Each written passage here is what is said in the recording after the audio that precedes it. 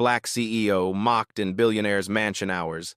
Later, she wiped out their $2, 9B empire. Hello everyone. Before we begin today's video, I need your help. We've noticed that the channel is losing traction, and subscribing is one of the best ways you can help us. It's quick, free, and allows us to continue bringing you great content. Your support means everything. Let's keep this channel growing collectively. Where are you watching from? Drop your city or country in the comments below. Thank you very much. Now, let's get back to the story. Just a servant.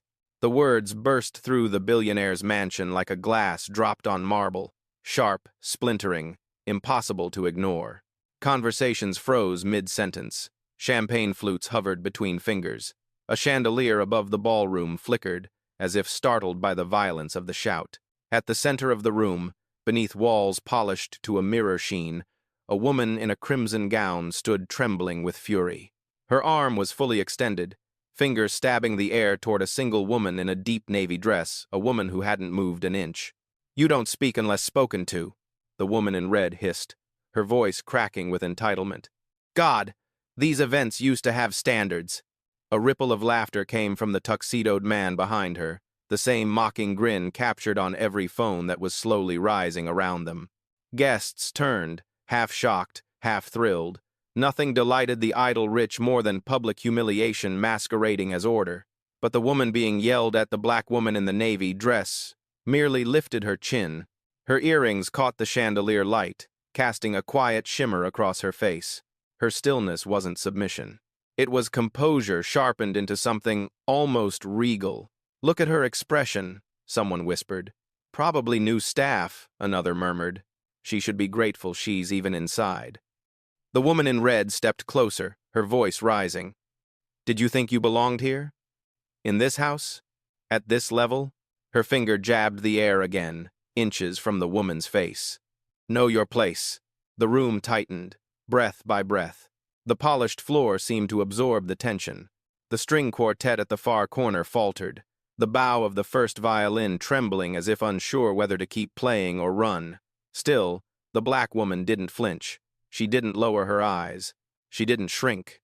She simply held her glass with elegant steadiness, the ice inside clinking softly, a sound so calm it mocked the chaos erupting around her. "Unbelievable," the man in the tuxedo laughed. "She's pretending she's a guest." Phones rose higher now. Predators waiting for a kill shot. Before we begin today's video, I need your help. We've noticed that the channel is losing traction, and subscribing is one of the best ways you can help us. It's quick, free, and allows us to continue bringing you great content. Your support means everything. Let's keep this channel growing collectively. Where are you watching from? Drop your city or country in the comments below. Thank you very much. Now, let's get back to the story. The woman in red leaned in so close her perfume washed over the air between them. "People like you serve drinks. You don't sip them." Her voice dropped into a venomous whisper. "Remember that." The black woman blinked once, slowly, deliberately. And in that small movement, the room felt something shift, something they couldn't name yet, but could sense. A temperature drop, a tightening behind the ribs. A signal that this wasn't the humiliation they thought they were witnessing. A nearby guest murmured, "Why isn't she reacting?" Another swallowed hard. "Because she's not just anyone." Before we continue, where are you watching from? Drop your city or country in the comments below. And if you believe in dignity and justice, hit like and subscribe. These stories spark change, and we're glad you're here. Now, back to her. The woman in red opened her mouth to shout again, but the black woman finally moved. Just a slight turn of her wrist, setting her untouched glass on a silver tray passing by. Graceful, quiet, precise. Yet somehow, that tiny sound, the soft click of crystal meeting metal, was louder than the insult that started it all. Because the room didn't know it yet, but that was the moment everything began to end. The moment a $2.9 billion empire started collapsing, all because one woman screamed at someone she thought was just a servant. For a moment, the mansion felt suspended in glass. Every movement slowed, every breath sharpened. The insult still hung in the air like smoke that refused to dissolve. The guests, wrapped in velvet, silk, and diamonds, leaned in as if awaiting the next strike of a duel. The woman in red wasn't finished. She pivoted sharply, her gown slicing through the air with practiced theatrics. Honestly, she scoffed to the cluster of donors behind her, they're letting anyone inside these days. Soft laughter answered her, nervous, eager, hungry. The kind of laughter people use when they're afraid to be the first to disagree. But beneath the chandelier, under the white glow spilling across the marble floor, the black woman stood as if rooted to something deeper than pride, her posture unbroken, her breath steady, her gaze fixed not on the woman screaming in her face, but on the entire room watching her like a spectacle. A waiter froze mid-step. Two guests near the back exchanged uncertain glances. Someone whispered, "Why isn't she crying?" The man in the tuxedo, the one who had laughed earlier, stepped forward just enough for his voice to land where he wanted it. She probably sneaked in from catering. "Look at her, too calm. Staff always gets quiet when they're scared." He smirked, pleased with himself, basking in the attention like it was currency. But the quiet around the black woman wasn't fear. It was gravity. Behind her, a trio of women in burgundy gowns watched with airtight smiles, the kind worn by people who enjoy cruelty as long as they don't have to administer it themselves. One of them lifted her phone, subtle at first, then not subtle at all. Another guest whispered, "Record it. These things go viral." Somewhere above, the light shifted ever so slightly, catching the edges of the navy gown and turning it into a pool of midnight. It framed her in an accidental spotlight, or maybe not accidental at all. Maybe power has a habit of being lit, even when unrecognized. The woman in red noticed the shift too. Her brow twitched. A small, involuntary step backward. Not out of apology, but irritation. Who gave this woman permission to look composed? "Oh, stop pretending you don't understand," she snapped. "Your place is behind the scenes, not in the center of the room." Her voice climbed again, sharp enough to draw collective winces. But the black woman finally lifted her eyes, slow, measured, like the room wasn't worth her immediate attention, but she'd grant it for the sake of clarity. A ripple went through the crowd. Someone whispered, "That look, that's not a staff member's look." Another, "She's not scared at all." A third voice, trembling, "She's judging us." And she was. She wasn't screaming, wasn't defending, wasn't scrambling. She was simply watching the way a storm watches the coastline before deciding where to break. The woman in red stepped closer again, performing for an audience she assumed was on her side. "You must think you're special," she hissed. Before she could continue, a soft sound cut the room, a single drop of melted ice sliding down the black woman's glass and hitting the floor. Tap. So small, but it echoed like a crack, because everyone sensed it. The shift, the imbalance. The quiet reminder that storms don't arrive with noise, they arrive with pressure. Phones lowered a fraction, laughter thinned, the temperature dipped. And then, with a calmness that felt like inevitability, the black woman finally spoke just one sentence. "Are you finished humiliating yourself?" The room inhaled sharply. "Not her. Yourself." The words didn't need volume. They had weight, enough to tilt the entire mansion. The woman in red recoiled, throat tightening, eyes darting to the man behind her for support. But he wasn't laughing anymore. His smirk had wilted under the pressure of something he couldn't articulate, something that made the back of his neck prickle. Because for the first time that night, everyone felt the same truth rising like a tide. The wrong woman had been underestimated, and the right storm had just opened its eyes. Most people in that mansion believed they understood the world, its hierarchy, its rules, its ceiling. They believed power announced itself with noise, with diamonds, old money surnames, inherited estates, and egos too tall to fit through ordinary doors. But true power, the kind that moves silently through global markets and tilts economies without raising its voice, almost never dresses for attention. And tonight, that power was standing in a navy gown, staring down a room that had mistaken composure for weakness. Her name, though no one here realized it yet, was Naomi Ellington, founder and CEO of Ellington Meridian, a conglomerate that owned logistics networks, fintech portfolios, biomedical patents, and 3 of the very companies quietly sponsoring the gala they were currently toasting. She was 46, private, estranged from fame, photographed maybe 4 times in her entire career. A ghost in the machinery of wealth, the kind of ghost that rewrites balance sheets with a single decision. But her story didn't begin in mansions. It began in a 1-bedroom apartment above a laundromat on the south side of the city, nights spent studying under buzzing fluorescent lights. A mother who worked double shifts. A grandmother whose hands never stopped aching but whose spirit never bent. Naomi built her empire not from old money but from old wounds. Not from inheritance but from the refusal to let the world decide her ceiling. Across the ballroom, the woman in the crimson gown had no idea she had just picked a fight with the architect of her family's survival. Because the mansion they were standing in, the glittering party, the high-profile guest list, all of it hinged on a single deal. A $2.9 billion infusion Ellington Meridian had agreed to finalize within 48 hours. A deal the host family desperately needed. Desperation, however, doesn't announce itself in public. It hides beneath chandeliers. The family behind the masks, the Whitfords, hosts of the gala, owners of the mansion, patrons of every charity that offered them a good photo angle. From the outside, flawless. From the inside, fractured. Margot Whitford, the matriarch, had built her reputation on flawless events, intimidating grace, and a smile sharper than any blade in the house. Her identity was control the choreography of social power.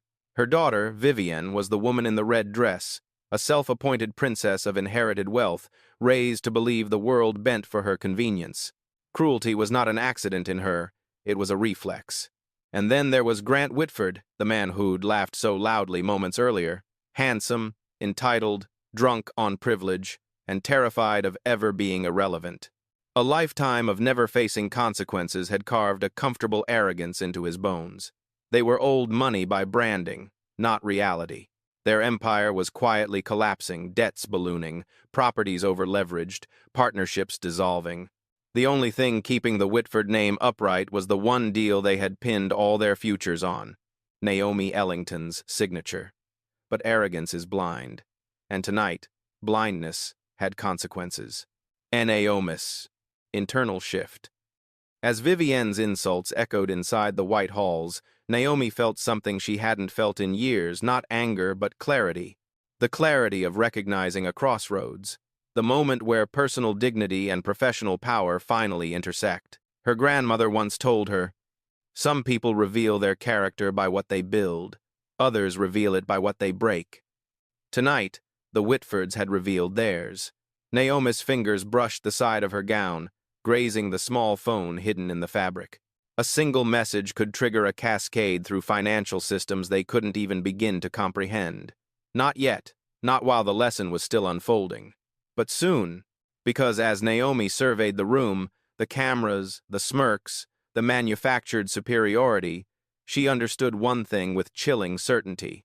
They had no idea who they were humiliating. And in a mansion full of people who worshipped money, image, and power, they were seconds away from learning what real power looked like. The mansion should have learned its lesson by now. The shift in the air was obvious, unmistakable, almost physical. It pressed against the walls and curled beneath the chandeliers like a silent warning. Some guests sensed it and stepped back.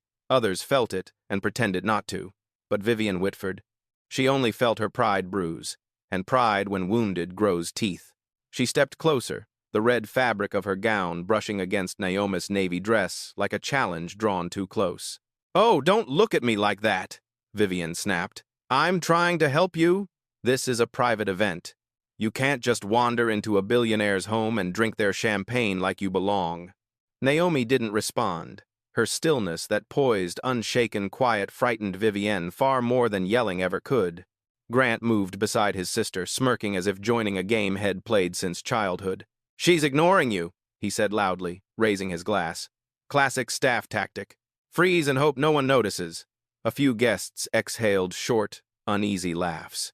It wasn't amusement, it was habit. Another donor leaned to his wife. "Vivienne's going too far." "She's always gone too far," the wife whispered back. "Tonight she just has an audience." Across the room, Margot Whitford, the matriarch, watched everything with a narrowed gaze. Her smile remained perfectly intact, but the muscles along her jaw twitched. Control was her religion, and tonight's scene was desecration, but she didn't intervene. Not yet. Not until she understood who the intruder was. Vivienne crossed her arms, tilting her chin up. You think silence makes you superior? It doesn't. Her voice rose again. In this house, we decide who matters. It was meant to humiliate. Instead, it revealed her deepest fear, that someone else in the room might possess something she couldn't buy. Naomi finally raised her eyes. The gaze that met Vivienne was not confrontational, it was diagnostic, cold, measuring. As if she were studying the architecture of a collapsing building, Vivienne blinked rapidly. Don't stare at me like that. I'm not the problem here. But the room already sensed that she was.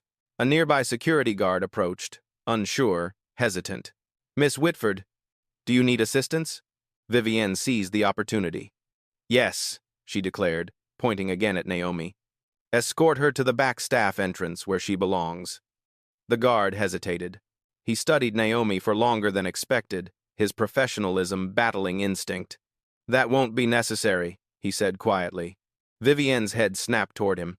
Excuse me? The guard swallowed. I don't believe she's staff. Vivienne laughed sharply. Oh, please, look at her dress. Simple, minimal jewelry, no entourage, no posture of someone important. Naomi tilted her head, slightly amused, almost. The guard looked again, deeper this time. Something in Naomi's presence unnerved him, a certainty, a gravity, a calmness that didn't fit the profile of someone intimidated by wealth. I'm sorry, Miss Whitford, he said, but I think you're making a mistake. Gasps fluttered across the room. Vivienne's face flushed crimson, matching the color of her dress. How dare you take her side? She's nobody. Naomi's lips parted just enough for a breath, just enough for a whisper that wasn't really a whisper. I wouldn't be so sure. The mansion stilled again. Grant frowned, shifting uneasily. What does that mean? Naomi didn't answer him. Instead, she slid her phone from the side of her gown, slow, deliberate, with the quiet grace of someone who did not need attention to command a room. And that's when the pressure in the air thickened, the way it does before lightning breaks open the sky. Several guests exchanged worried glances.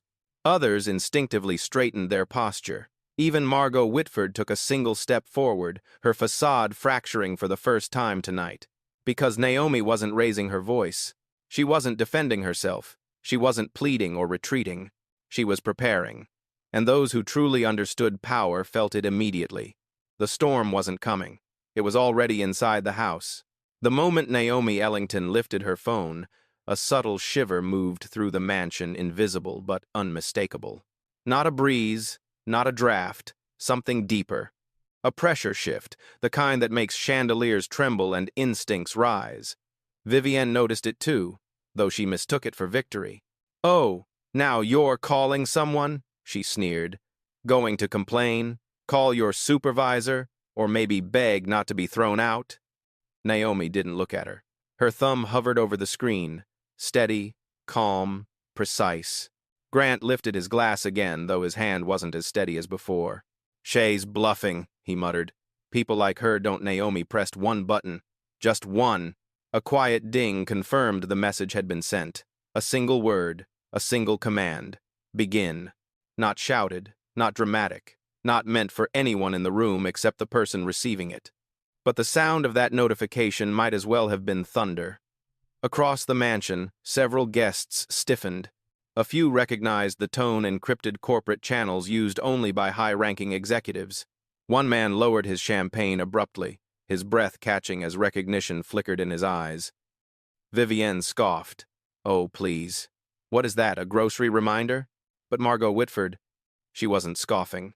Her eyes narrowed, her posture sharpening as she took a step forward. She had lived long enough at the top to recognize the tremor of something dangerous, something that did not bend to billionaires, something that did not seek permission. Who are you? Margot asked quietly. Naomi didn't answer. She simply locked her phone, every motion, elegant and unhurried. And far away in a corporate tower downtown, a series of actions detonated silently across global markets. Frozen accounts, Paused transfers. Hold notices issued. Compliance flags activated. Every system moved swiftly, like a military operation executed without hesitation. The Whitford family empire, already cracks beneath polish, shuddered. Vivienne noticed none of this.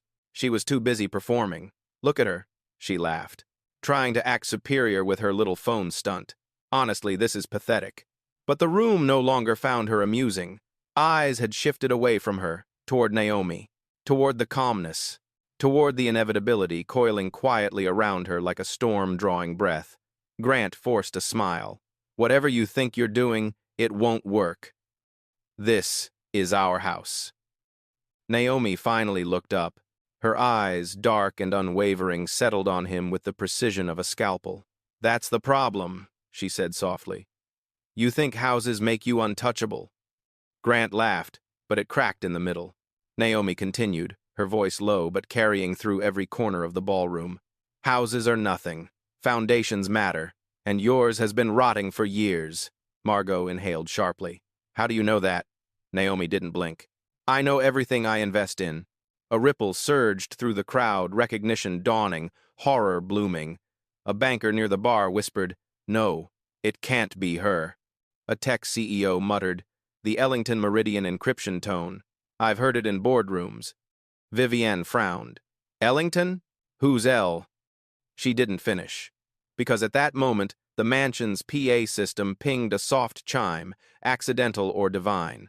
And through the subtle speakers, a notification echoed faintly. Ellington Meridian priority override, executed guests froze. Grant's glass slipped from his hand and shattered on the marble. Vivienne's face went pale, draining of color as quickly as her confidence. Margot Whitford staggered one step backward, just one. But for a woman who never faltered, it was a collapse.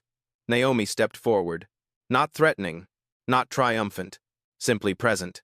I warned you, she said quietly, not to assume you understood the room. The lights hummed softly. Phones buzzed across pockets and clutches. The first wave of alerts began to appear. And in that instant, everyone realized she wasn't calling for help. She was calling judgment. A judgment worth $2.9 billion already unfolding. The first alerts came like tiny sparks, brief, blinking lights on the phones of the wealthiest people in the room. A vibration here, a soft chiming there, subtle, dismissible, until they weren't. A venture capitalist near the back frowned at his screen. What the? Ellington Meridian just froze their positions in Whitford Global Holdings. A hedge fund director gasped. That's not a freeze. That's a full liquidation protocol. One by one, faces drained of color. Conversations broke in half. Someone dropped a fork. Someone else dropped their composure. And beneath the trembling chandelier, Naomi Ellington stood still, calm, anchored, watching the truth bloom across the mansion like a cold fire. Vivienne was still trying to catch up. What are they talking about? She demanded. What does Ellington Meridian have to do with anything? Grant's phone buzzed again, violently this time. He picked it up, and the moment his eyes hit the screen, his knees nearly buckled. Margin calls? He whispered. Multiple? His throat closed. No, that's not possible. That can't happen in minutes. But it could, when triggered by the right person, for the right reason. A third alert sounded louder, sharper. Banks, lenders, creditors. Each message carried the same crushing implication: funding withdrawn, credit lines revoked, collateral under review. The Whitford empire wasn't declining, it was collapsing. Margot Whitford stepped forward, the pearls at her neck trembling. What did you do? She breathed, voice paper thin. Naomi didn't speak right away. She allowed the room to hear itself, the rising static of panic, the whispers, the frantic tapping of screens, the dawning realization that the house built on inherited arrogance had just been kicked off its foundations. Only then did she answer. What I do, she said softly, is protect my investments. Vivienne scoffed desperately. You're lying. Our companies are stable. Everyone knows that. But another alert pinged. Then another. Then dozens. A real-time market feed appeared on one investor's tablet, Whitford Global's value plunging in a vertical red streak, a free fall, a nosedive, shares evaporating like breath on glass. The quartet stopped playing entirely. The air tightened until even sound seemed afraid to move. Naomi stepped once toward Vivienne, and Grant not aggressive, but absolute. "You see," she murmured, "money hides cracks. But pressure reveals them, and you've been cracking for a long time." Grant swallowed hard. This ruins us." Naomi's gaze didn't waver. "No, you ruined you. I merely stopped holding the pieces together." Across the room, a senior banker looked up from his notifications. "Oh my God," he whispered. "The $2.9 billion deal." She pulled the term sheets. "It's gone. Gone." Two little syllables that detonated across the house like grenades. Margot's hand flew to her mouth. Vivienne's knees wobbled, her confidence buckling. Grant staggered backward as if struck. Some guests watched with horrified fascination. Others watched with a sense of poetic justice. All understood one thing. This wasn't random. This wasn't impulsive. This was precision. Markets moved because Naomi commanded them to. Systems bent because she had built them. Fortunes fell because she allowed gravity to take them. A final alert rippled across the room. Whitford Consortium operations suspended pending financial review. Vivienne looked up, trembling. You did this because of what I said?"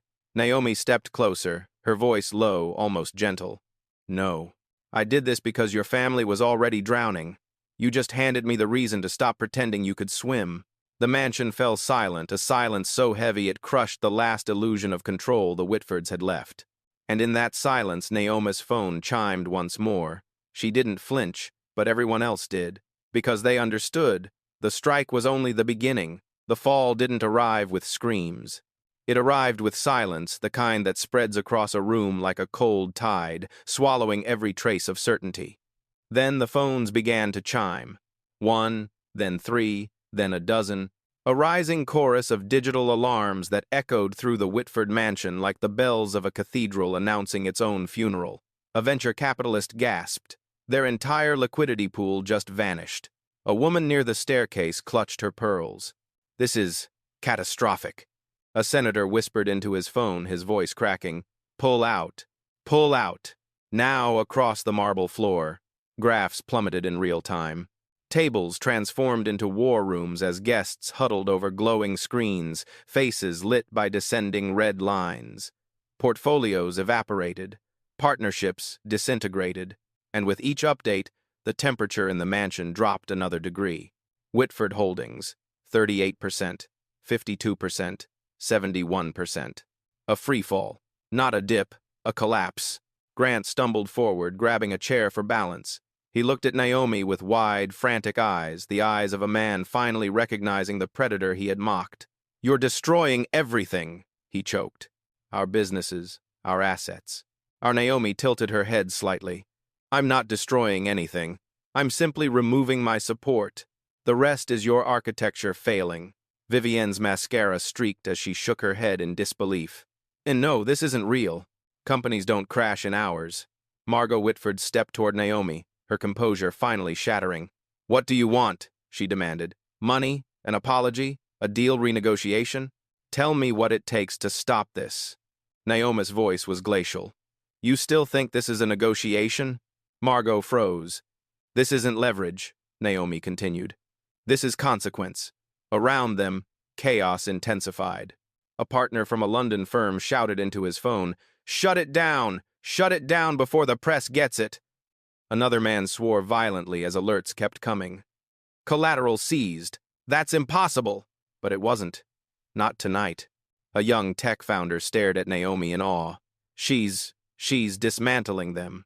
Live. In front of all of us. A banker nodded grimly.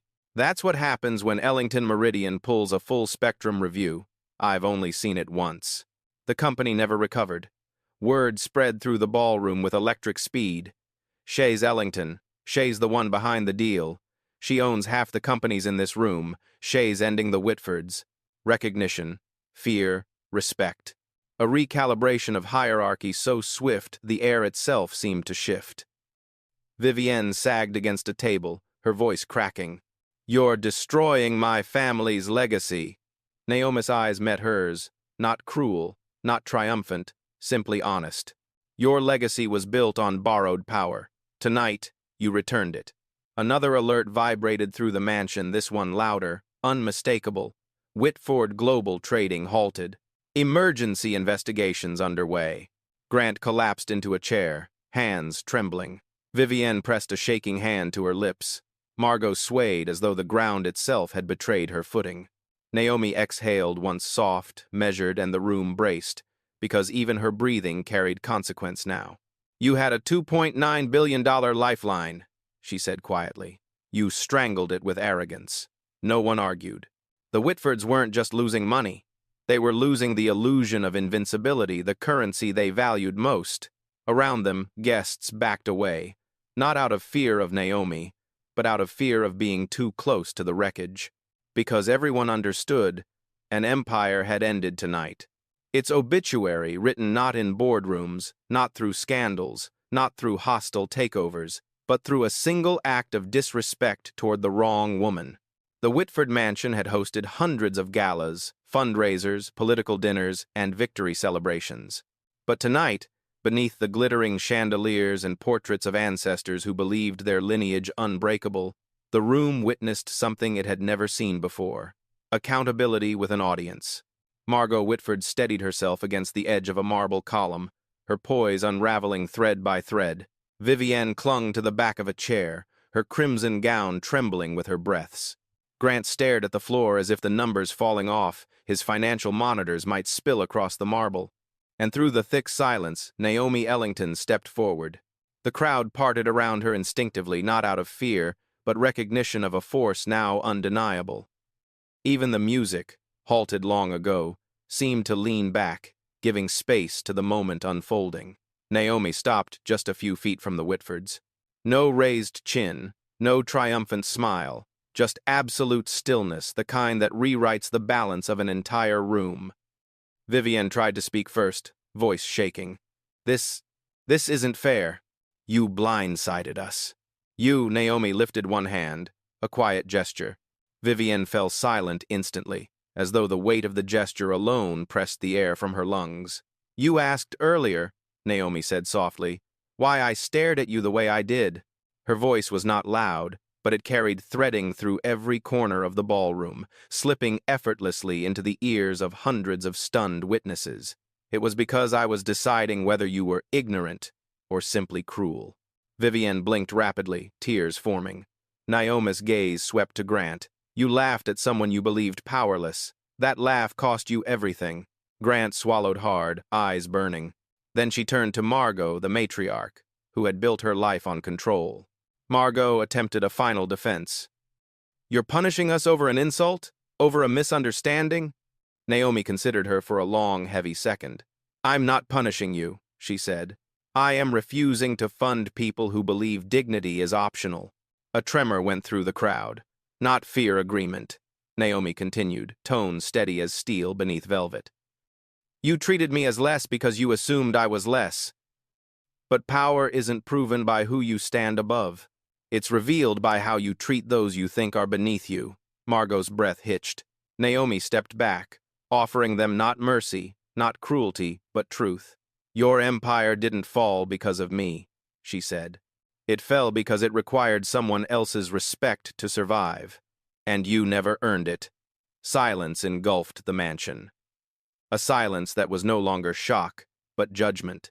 And as Naomi turned to leave, the crowd instinctively moved aside, not because she demanded it, but because she had become the axis the room now rotated around. The Whitfords watched her go, realizing too late. They had mistaken wealth for power, and tonight, power had chosen its real owner. By the time Naomi Ellington stepped out into the winter air, the Whitford mansion behind her no longer glowed, it flickered. Luxury has a way of dimming when the illusion holding it up collapses, and tonight, an entire dynasty had learned what it meant to stand on borrowed light. Inside, guests whispered in shaken clusters, rewriting their opinions, revising their alliances, recalibrating their understanding of who truly held influence. Moments earlier, many had joined in the laughter aimed at Naomi. Now, they spoke her name with reverence or fear, but Naomi didn't linger on any of it. A black sedan pulled to the entrance. Rachel, her chief of operations, stepped out, tablet in hand, expression composed but eyes shining with admiration. "It's done," Rachel said quietly. "The market freeze is complete. Investigations will follow. Whitford Global won't recover." Naomi nodded once. "Good. Should I restore any of the withdrawn capital elsewhere?" Rachel asked. "Yes," Naomi said. "All of it." Rachel blinked. "All?" Naomi looked back at the mansion, the cracked facade, the trembling silhouettes behind frosted windows, the echoes of arrogance dissolving into consequences. "Redirect the full $2.9 billion into the Ellington Futures Fund," she said. "Expand grants for young women of color in business, increase seed funding access, and double the scholarship allotment." Rachel exhaled, almost smiling. "You're turning their collapse into someone else's beginning." Naomi's voice softened. "That's what real power is, not dominance, direction." As the car door opened, cameras from late-arriving reporters began flashing. Rumors had outrun even the fastest news outlets. Naomi ignored them. She had nothing to prove to lenses that only valued stories once they became scandals. Just before stepping into the car, she paused. Inside the mansion, she could see Vivienne standing near the doorway, shoulders folded inward, expression hollow. Grant sat in a chair looking lost, his phone dangling uselessly. Margot stood between them both. Her empire of decorum collapsed into dust. For a brief moment, Naomi felt no triumph, no vindication, only clarity. Arrogance always believed it was untouchable. Arrogance always forgot that respect is not a courtesy, it's a cost. And tonight, the Whitfords had finally paid it. Naomi entered the sedan. As it pulled away, the mansion receded behind her, a monument not to wealth, but to a lesson delivered in the only language the family ever understood. The city lights rose ahead of her, glowing with possibility. Her grandmother's words echoed softly in memory. "Dignity is a form of wealth. Keep it, and you'll never be poor." Naomi looked forward, the skyline sharp and certain. She hadn't just ended an empire. She had raised a new one built not from fear, but from justice. And somewhere, in the shadows of a broken mansion, the world began to understand. Power doesn't shout. It decides.